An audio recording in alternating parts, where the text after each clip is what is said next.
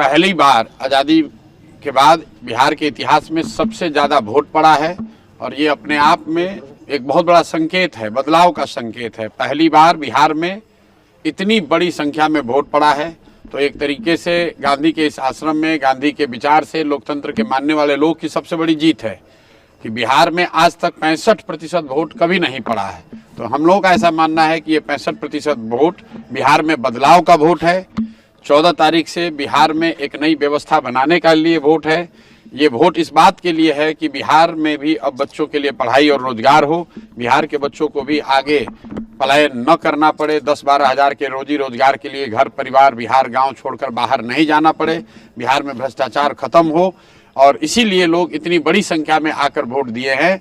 जितने भी पत्रकार हैं, विशेषज्ञ हैं, राजनेता हैं, किसी को अंदाजा नहीं था, किसी को अंदाजा नहीं है कि इतना लोग वोट दिया कौन है। और जो लोग ये दावा कर रहे हैं कि वोट किसको पड़ा है, उसको जब ये ही नहीं पता है कि वोट पड़ा कितना है, उस दिन 3 बजे तक 4 बजे तक जब तक इलेक्शन कमीशन ने डेटा नहीं जारी किया है, चुनाव के प्रतिशत के आंकड़े जारी नहीं किए, तब तक लोगों को ये भी नहीं पता था कि वोट कितना पड़ रहा है। लेकिन लोग टीवी पर, यूट्यूब पर आकर बड़े बड़े बयान दे रहे हैं कि वोट किसको पड़ रहा है। भाई, जब तुम्हें यही नहीं पता है कि कितने लोग वोट दे रहे हैं, तो ये कैसे पता चल रहा है कि वो व्यक्ति किसको वोट दे रहा है। इसलिए ये लोकतंत्र का पर्व है चुनाव। 14 तारीख को परिणाम आने दीजिए, आपको दिखेगा बिहार में देश का राजनीतिक इतिहास लिखा जाता हुआ दिखेगा।